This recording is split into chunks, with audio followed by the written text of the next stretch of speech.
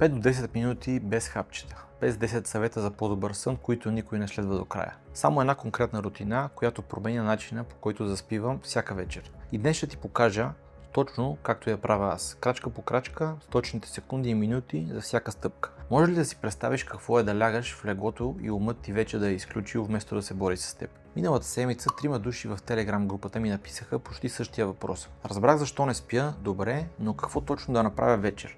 Това видео е директният отговор. Казвам се Георги, магистър-фармацевт съм.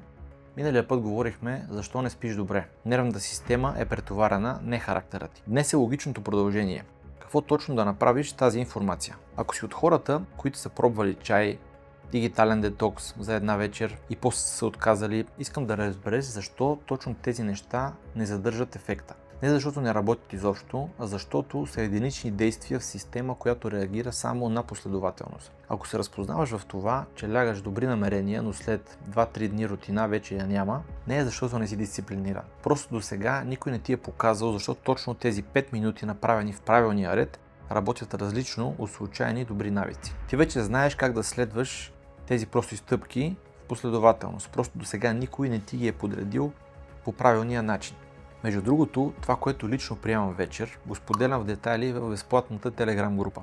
Заедно с въпросите, които хората ми задават всяка седмица. Ако искаш пълната ми вечерна рутина, не само тази извадка, там е. Линкът е в описанието. Сега да минем директно към стъпките. Забелязал ли си защо единичните трикове рядко работят? Защото нервната система не превключва от един сигнал.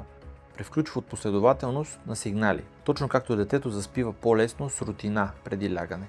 Не с случайна стъпка. Има причина за това, която е често биологична, не психическа. Мозъкът ти има вътрешен часовник, циркадния ритъм. И той не разчита на единични събития, а на модели, които се повтарят. Когато правиш 5 неща в един и същ ред, всяка вечер, мозъкът ти започва да асоциира самата последователност с спускане към сън, независимо от всяка отделна стъпка. Съгласен ли си, че когато правиш едно и също нещо в еднаква последователност всяка вечер, тялото ти започва да го разпознава по-бързо с времето? Точно затова тази рутина работи по-добре от произволни съвети. Не защото е сложна, а защото е последователна. И точно за това, ако пропуснеш стъпка веднъж, нищо не се чупи.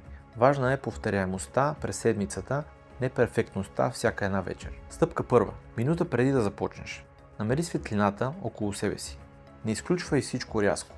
Просто премени към по-топла, по-мека светлина 30-40 минути преди лягане. Тялото ти разчита светлината като сигнал за мелатонина, който вече обяснихме миналия път. Тук е нещо, което малко хора знаят. Очите ти имат специфични рецептори, които реагират именно на синята светлина от екрани и силните бели лампи. Не толкова на светлината като цяло. Затова смяната на осветлението не е естествен избор, а е директен сигнал към мозъчната жлеза, която произвежда мелатонин, че денят приключва. Стъпка номер 2. Телефонът излиза от стаята или поне от ръката ти. Не заради дисциплина. Заради синята светлина и постоянните нови стимули, които държат нервната система в бдителност, точно когато трябва да намалява. Забелязал ли си, че дори когато си уморен и вземеш телефона само за 5 минути преди сън, тези 5 минути често стават 20. Това не е слабост на волята, а е точно защитата, за която говорихме миналия път. Нови стимули поддържат бдителността активна. Колкото по-рано направиш този преход всяка вечер, толкова по-лесно тялото ти асоциира намаляващата светлина с наближаващия сън. Стъпка номер 3. 90 секунди бавно дишане или няколко минути. Вдишване 4 секунди, задържане 4 секунди, издишване 6. И това го повтаряш няколко минути. Не е медитация с претенции, а директен сигнал към парасимпатиковата нервна система, за която говорихме миналия път. Буквално казваш на тялото, вече е безопасно да се отпуснеш. Причината броенето да е точно такова не е случайно. По-дългото издишване от вдишването директно активира блуждаещия нерв, основният превключвател на парасимпатиковата нервна система. Не е приказка от Wellness Blog, а е физиологичен механизъм, който може да провериш сам по пулса си. Той леко се забавя точно при по-дългото издишване. Ако този тип обяснения ти помагат да мислиш по-ясно за здравето си, абонирай се за канала. Преминаваме към стъпка номер 4.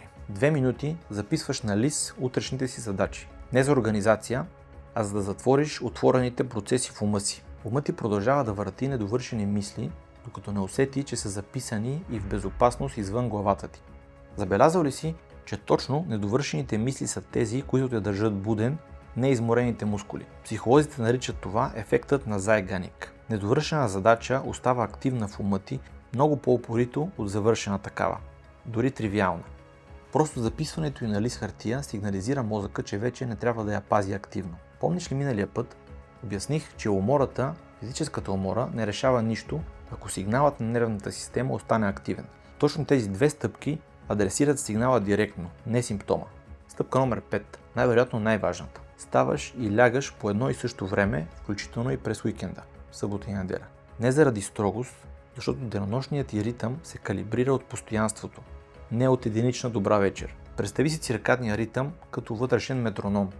Всяка вечер, когато лягаш в различен час, е все едно да пипаш стрелките на метронома, които тепърва се опитват да намерят своето темпо. Дай му една и съща отправна точка, достатъчно дни и той започва да работи сам без да го гледаш. По-рано или по-късно тялото ти започва да очаква сън по същото време. И точно тогава заспиването спира да е борба и става автоматично.